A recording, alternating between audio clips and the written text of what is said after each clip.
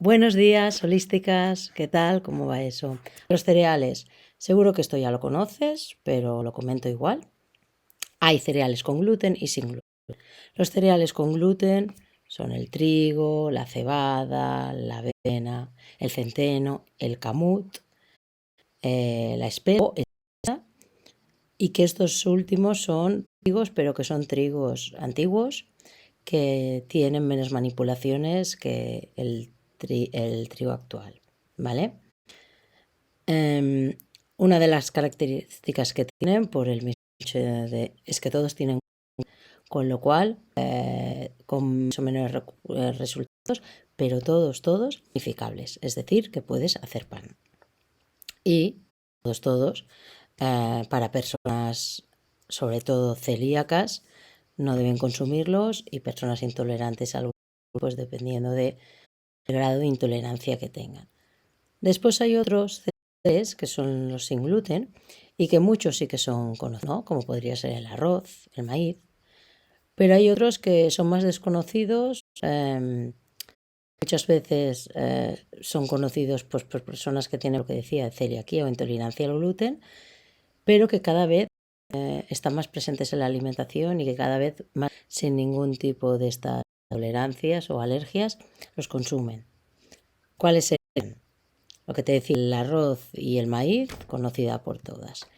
El sarraceno, el amaranto, el tef, la quinoa, el sorgo, y desde hace unos años, aunque la avena tiene trigo, tiene gluten, hay una avena que es avena sin gluten certificada, ¿vale? Y podría ser consumida por personas con intolerancia al gluten o incluso con celiaquía. Pero bueno, personas con celiaquía es también un tema aparte, porque hace falta que ese producto los contenga en sí unas trazas, lo que se denomina contaminación cruzada. Por ejemplo, en una misma fábrica se estén utilizando harinas, hablo de pan, por poner un ejemplo, harinas sin gluten, sin gluten con gluten, y después en esas mismas máquinas se realicen cosas sin gluten. La contaminación que queda ahí, o sea, restos que puedan quedar que sean muy ínfimos, a personas con intolerancia puede ser que no le produzca ningún problema, pero personas con celiaquía puede ser mortal. Entonces, no te voy a hablar ni del maíz ni del arroz, porque son muy conocidos, sino que te hablaré ni de la avena, aunque sea certificada sin gluten, sino que te hablaré del resto que te he comentado. Pero antes sí que me gustaría darte 4 tips, 4 recomendaciones a seguir en el caso de todos los cereales, con gluten o sin gluten. Una de mis recomendaciones, siempre, todos los cereales que consumas en grano, antes de cocinarlos, los tendrías que lavar para quitar impurezas o para quitar el polvo que pueda tener al almacenarlo. Y de esa manera no lo consumes una vez cocinado. ¿Qué más? Es muchísimo mejor consumir cereales de cualquier tipo, con gluten o sin gluten, que sean integrales, porque consumes un mayor aporte de vitaminas, de minerales, de oligoelementos. Y si ya los consumes de origen biológico, pues muchísimo mejor, porque te ahorrarás todos los pesticidas, plaguicidas, herbicidas, ¿vale? ¿Qué otra cosa? Muy importante en verano, todo lo que son cereales en grano, ¿vale? No así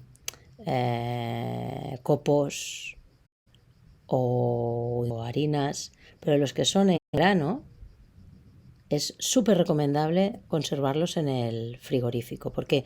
Porque debido a las temperaturas que en verano son altas y que encima los cereales habitualmente, ¿no?, se suelen tener en un armario cerrado, aún la más, y pueden salir esas palomitas. Si alguna vez te ha salido, sobre todo yo que sé, en el arroz, vas a saber de qué te hablo, Son esas palomitas que salen, y no por el hecho de que el pote esté mal cerrado, sino por el hecho de lo que digo. Entran con el calor, y en principio cuando salen esas palomitas lo que tienes que hacer es estirar. Si lo tienes en un bote de cristal, estirarlo todo.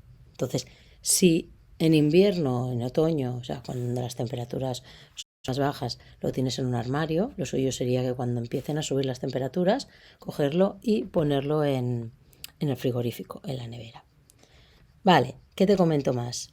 Lo que te decía, que te hablo de los cereales, que te voy a hablar de los cereales sin gluten y que te voy a hablar de esos cereales, entre comillas, más raritos. Seguramente no me va a dar tiempo de explicarte todos los cereales que quiero explicarte, y haré 2 partes. Con lo que el lunes, que será el próximo stream, te explicaré la otra parte de los cereales. Pero venga, empezamos. Primero que te voy a explicar, la quinoa, que tal vez no la hayas consumido, pero seguro que la conoces. Se la considera un cereal, pero en realidad no es un cereal en sí. Es lo que se denomina pseudocereal, ¿vale? Es un poco para que tampoco nos explote la cabeza y en plan vamos ¿no? a clasificar pseudocereal, cereal. No, pero considerado un cereal y que no tiene gluten. Lo que te decía, no tiene gluten, es originario de Perú, ¿vale? Y su existencia se conoce desde el descubrimiento del Imperio Inca. Es verdad que cuando empezó a salir toda la quinoa, pues venía de Perú, ¿vale? De Sudamérica, pero sí que poco a poco se ha ido cultivando, y ahora aquí en España, nacional, puedes encontrar quinoa nacional, con lo cual mucho mejor, porque no gastas en transporte y ya sabéis que los productos de proximidad tienen muchos más nutrientes porque no han viajado y son mucho mejor para el medio ambiente y para nosotras, porque tardas menos en consumirlo desde que se recoge a que lo consumes. ¿Qué más? Una cosa, un dato, tampoco, a ver, es importante y no lo es, pero es una curiosidad, que por lo que te decía, no se considera un cereal, sino un pseudo cereal, y es de la misma familia que las espinacas. Por eso es lo que te comentaba, que las espinacas son una verdura. ¿Qué más? Existen diferentes variedades de quinoa. Cuando empezó a salir, o se empezó a conocer y se empezó a consumir, solamente se conocía o se comercializaba, más bien dicho, la quinoa blanca. Pero actualmente puedes encontrar otros tipos de quinoa, que es la quinoa negra. Ahora tengo la duda si se puede encontrar por ahí ya quinoa roja, pero en sí las variedades que hay es la blanca, la negra, la roja y la naranja. Yo la naranja verdaderamente no la he visto, y la roja he visto poquito. ¿Qué contiene a nivel nutricional? ¿Vale? Para que ya, si te decides a consumirla o si ya la consumes, digas, pues ¿qué tiene? Lo que decíamos, no tiene gluten, contiene todos los aminoácidos esenciales, con lo que tiene proteína completa, que si lo comparas, pues sería como la carne, ¿vale? O sea, sería una proteína completa, que en este caso, este cereal, si tú no consumieras ningún producto de origen animal y quisieras tener un buen aporte de proteínas, no haría falta que lo juntaras o que comieras durante el día una legumbre para hacer esta proteína completa, ¿vale? Como sí que pasaría si consumes arroz, que no tiene todos los aminoácidos esenciales, y pues es bueno que lo complementes con legumbre. Pero en el caso de la quinoa cuando la consumes ya tienes todos los aminoácidos esenciales, tiene la proteína como si fuera proteína animal, y además esta proteína vegetal es de un alto valor biológico. Piensa que tiene un 14% de proteína, ¿vale? La quinoa tiene vitaminas del grupo B que van, bueno, súper bien para el sistema nervioso, entre otras cosas. Vitamina C, antioxidante, la vitamina E, lo mismo. Y tiene un contenido importante en hierro, en calcio, en fósforo y en potasio. Con lo cual, hierro sería bueno si imagínate que tienes siempre es bueno, ¿no? Pero si tienes una anemia y el calcio, todo el tema de dientes, de huesos, ¿qué más tiene? También tiene fibra, con lo cual también es importante para problemas de ritmo deposicional. Si la cocinas, o sea, si ya la consumes, más bien dicho, ya sabrás cómo se hace, pero si la has visto pero no la has consumido, tal vez te preguntas que cómo es la manera de cocinarla para que salga bien.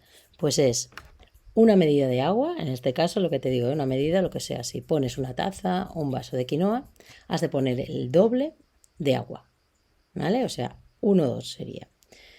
¿Qué haces? Todo lo colocas en frío, el agua con la quinoa, antes la has lavado, y la dejas a fuego medio alto que hierva. En el momento que hierve, bajas el fuego, desprende como un circulito, bueno, como un aro, y eso quiere decir que la quinoa ya está lista para consumir. ¿Qué más? ¿Cómo la puedes encontrar?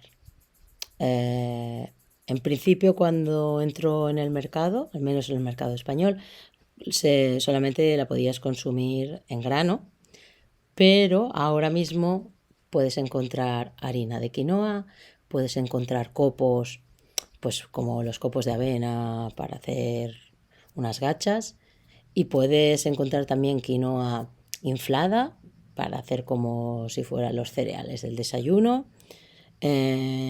La puedes encontrar pues en tortitas, ¿vale? O sea que ahora hay bastante variedad, que si la quieres consumir no solo es consumirla como si fuera un tipo de arroz, ¿vale? Es de fácil digestión y lo que te decía, ¿dónde la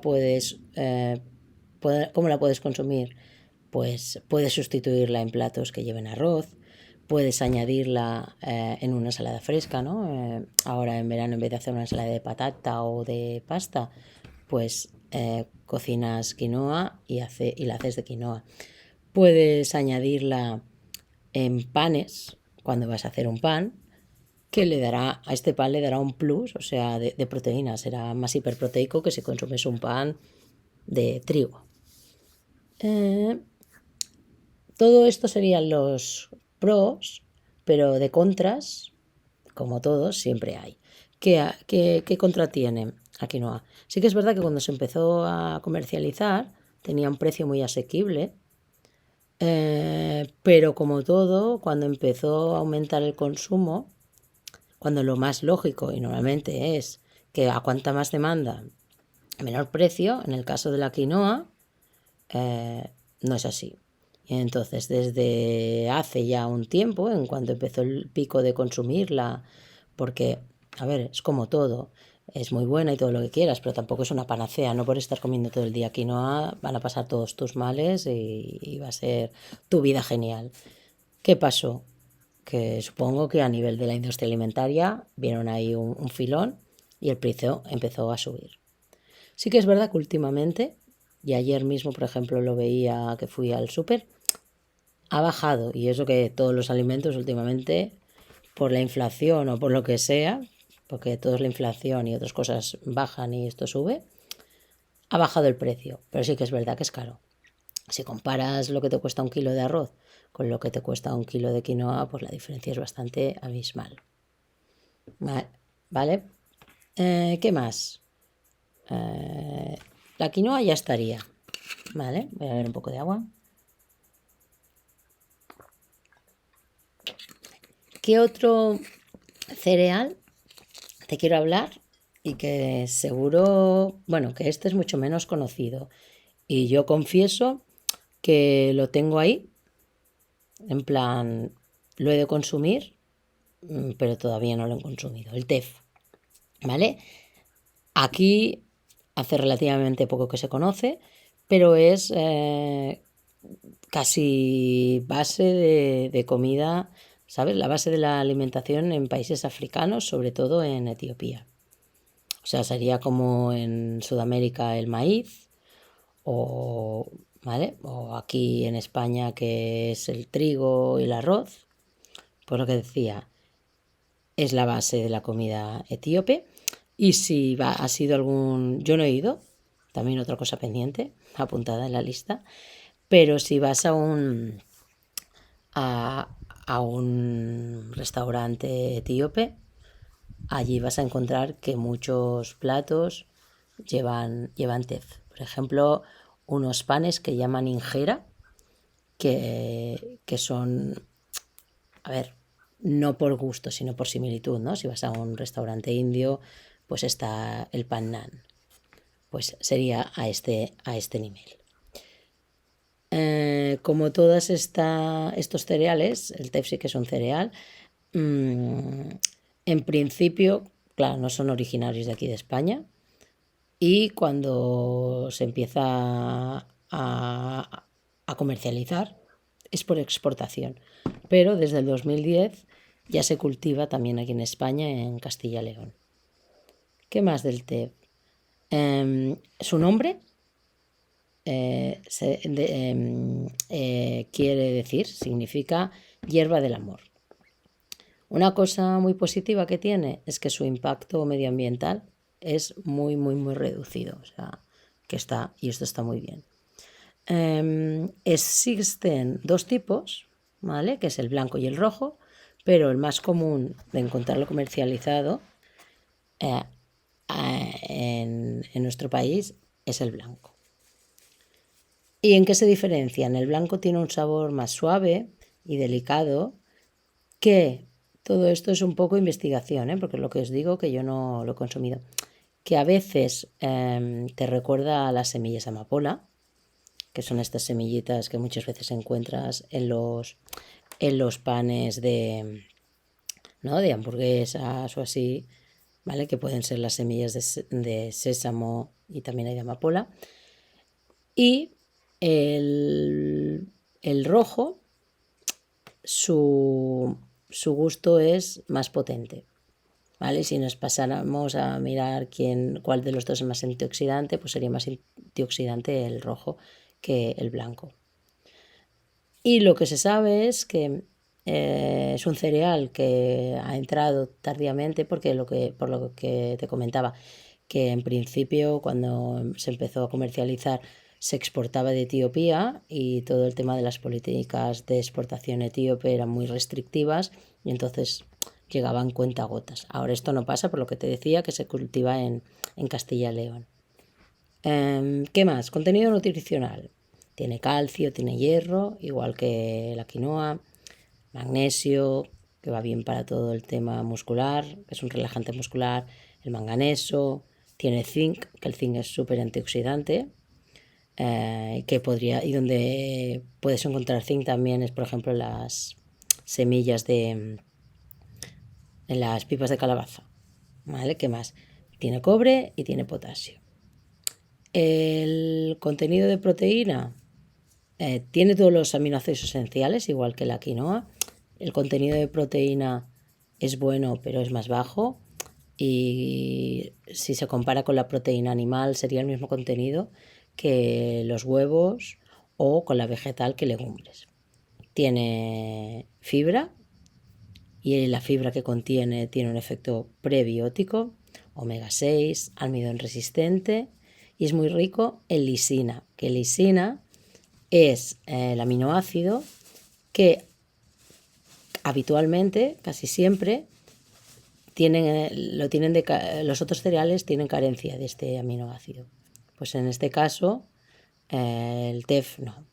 ¿Qué más tiene? Ácidos orgánicos, vitamina vitamina C y del grupo B, pero en especial de la B1 y la B6. Un bajo índice glucémico. Otra contra, igual que la quinoa, tiene un precio muy elevado, y en este caso es mucho más elevado, porque tampoco es que se consuma mucho. Lo puedes encontrar igual en grano, en copos o en harina. En este caso se cocina una medida de tef por 3 de agua, o sea, un poco más de agua, porque es más seco y necesita más. Y se puede consumir sustituyendo cualquier otro cereal. A veces también se utiliza para espesar salsas, cremas, lo puedes consumir también al vapor. Y lo que hace es que una vez cocinado, o sea, el grano, tú ves el grano en sí y no es un grano mucilaginoso porque es un grano seco, ¿no? La semilla. Pero una vez lo cocinas, sí que tiene un poco más de consistencia gelatinosa. Con lo cual, por ejemplo, en los panes hace este efecto aglutinante, que este efecto aglutinante también lo tiene el gluten. ¿Vale? Que por eso habitualmente los panes con gluten son mucho más esponjosos y no son tan compactos como cuando se hacen con harinas sin gluten.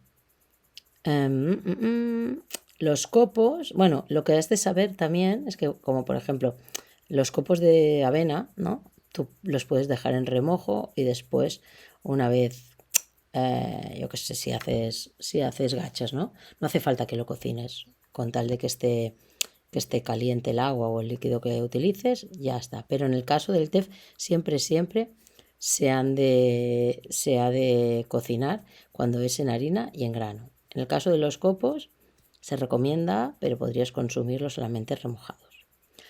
Y en otro ámbito que también se utiliza el TEF, y verdaderamente yo soy mucho de leer etiquetas, y la verdad es que como que cosmética no utilizo casi nada, utilizo muy poco a nivel de geles, de manos y tal, pero no mucho más porque todo lo otro me lo hago yo, ¿vale? Con aceite de coco, con aceites esenciales, pero se utiliza el TF en cosmética por el contenido que tiene de almidón, ¿vale? O sea, si no lo consumes, y en este caso me lo digo a mí, bueno, es un buen cereal de probar y a ver qué tal. El último, por tiempo, porque ya llevamos más de 20 minutillos, que te voy a hablar es el trigo sarraceno, que seguro que este lo conoces mucho más que el TEF y la quinoa mucho más que este, pero no tiene que engañarte el hecho que se llame trigo sarraceno, ¿vale? A veces también se llama alforfón, es que yo me cambio y le giro las letras. Se llama trigo sarraceno, lo que te decía, pero no tiene gluten. Es el nombre que recibe. Lo mismo, al igual que la quinoa, no se trata de un cereal propiamente, sino que es un pseudo cereal. Y así como la quinoa pertenece a la familia de las espinacas, el trigo sarraceno es de la misma familia que el ruibarbo, que aquí en España no es como muy conocido. Si lo has visto alguna vez, el ruibarbo se parece un poco a las acelgas de colores, ¿vale? En este caso tiene hoja, si ahora no me equivoco, verde, pero con tonos rojizos, y lo que es el tallo, ¿no? Lo que sería la penca, es rojizo. Y aquí lo que te decía, no es que se consuma demasiado, incluso yo solamente he visto ruibarbo en alimentación, o sea, en verduras ecológicas, pero sí que es un alimento que se utiliza muchísimo en Alemania. ¿Qué más? Lo que se consume del trigo sarraceno es la semilla de la planta, o sea que este trigo sarraceno, si lo plantáramos en una maceta, os volvería a dar más trigo sarraceno. Perdonad que lo mueva, pero es que da el sol y la luz y no sé si se me ve bien. ¿Qué más? Es originario de Asia Central, pero aquí, o sea, aquí en España lo encontramos que se cultiva. Y, por ejemplo, una zona en Cataluña, que es la Garrocha, que es donde yo vivo, ¿vale? En la zona de la Garrocha, y en el Pla de l'Estany, que es muy cerca de la Garrocha, allí se cultiva desde hace muchísimo tiempo y es un cultivo tradicional. Por si alguien que está por aquí es de Cataluña o sabe catalán, el trigo sarraceno en catalán es alfajol, ¿vale? O al blat sarraí. Y lo que te decía, puedes encontrarlo de aquí de España y no tienes que comprar de otros sitios. En este caso lo mismo, lo puedes encontrar en grano, en copos, en harina, en pasta. Sí que es verdad que este cereal, como la quinoa, pues se le está dando mucho más usos. Su gusto es un gusto peculiar. A mí personalmente me gusta mucho. Cuando hago panes, utilizo mucho la harina de trigo sarraceno. Si quieres alguna idea, en el blog alimentacionholística.com tienes recetas de panes con trigo sarraceno y con otras harinas. También tienes platos, pero es lo que te digo, tiene un gusto particular un poquito fuerte, ¿no? No sería, y no es neutro, ¿vale? La quinoa, tú cuando la consumes, la quinoa de por sí, si tú la cocinas solo hervida, el gusto es muy suave y le das el gusto con el resto de ingredientes que añadas. El trigo sarraceno no pasa esto, el trigo sarraceno, el de por sí, ¿no? Ya tiene una esencia, tiene un gusto que es mucho más potente. Pero si te acostumbras, la verdad es que está muy bueno. Por ejemplo, si vas a un Japón, ¿no? Que están los noodles y después están los soba, pues los fideos soba están hechos de trigo sarraceno. O, por ejemplo, el pan, el chapati, que es un tipo de pan indio, también está hecho con trigo sarraceno. ¿Qué más? En Francia, por ejemplo, ahora no me sale el nombre, no son las crepes, ¿vale? Es un otro tipo como de crepes, pero que no son crepes mismamente, también se hacen con trigo sarraceno. ¿Cómo lo puedes consumir? Por ejemplo, en cocina crudívora o crudivegana, se hacen panes a nivel con la deshidratadora, que se utiliza trigo sarraceno germinado, ¿vale? También puedes comer germinados de trigo sarraceno, pero la verdad es que son muy duros. Es como los germinados de garbanzo. Lentejas son suaves o de soja, pero estos son bastante duros. El contenido nutricional: hierro, otra vez vitaminas del grupo B, vitamina K, todos los aminoácidos esenciales. Si te fijas, estos 3 cereales son sin gluten, pero son muchísimo más completos que los cereales tradicionales con gluten. Alto contenido en proteínas, todos por el hecho de tener todos los aminoácidos esenciales. Ácido oleico, linoleico y palmítico. Fibra, tiene un bajo índice glucémico, o sea que esto también es importante si tienes en cuenta, si quieres tener en cuenta el tema del índice glucémico, de los picos de azúcar. ¿Cómo se cocina?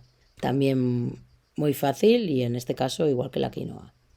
Una medida de trigo sarraceno en seco, de grano, pues siempre que te explico esto es en grano, por 2 de agua.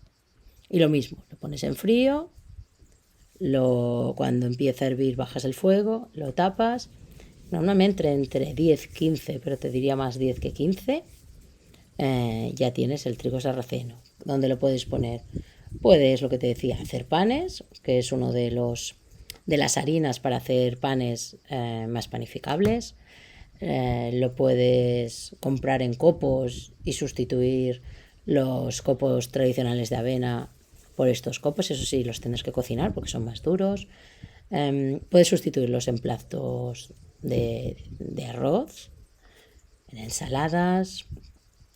Un poquito también aquí todos estos cereales es un poco la creatividad y el quererse arriesgar a probar todos estos cereales, si no es que ya los consumes. Y lo que te digo, un poco el cómputo es eso.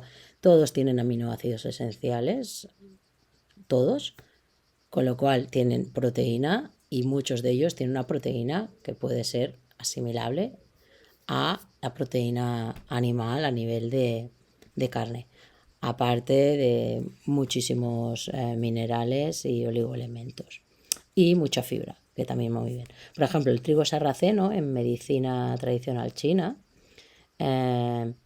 se le aporta un valor y que, por ejemplo, cuando hay resfriados es muy bueno porque lo que ayuda es un mucolítico, o sea, ayuda a sacar el moco. Con lo cual, y también se dice que el trigo sarraceno es un cereal más de utilizarlo y de consumirlo en invierno por todo el tema del yin, del yang y de exceso de calor o de frío. Pero bueno, si a ti en verano te apetece, ya ves qué malo, O sea, que mal no te va a hacer. Bueno, lo que te comentaba, me quedan o los otros 3 que te comentaba, o sea, el mijo, el amaranto y el sorgo, pero ya me he pasado que llevamos más de media hora, con lo que estos 3 cereales que siguen siendo sin gluten, te cuento 4 pinceladas como te he contado con los que te he dicho, pero te lo cuento ya el próximo lunes, ¿vale? El próximo lunes a las 10, si te apetece, y nada más. Que pases, hoy ya es viernes, que pases un feliz fin de semana. Y si te apetece y te ha gustado lo que te he explicado, pues la segunda parte nos vemos el lunes a las 10 por aquí. Pues ya está. Gracias por seguirme y por verme y nos vemos en el próximo Twitch. De holísticas.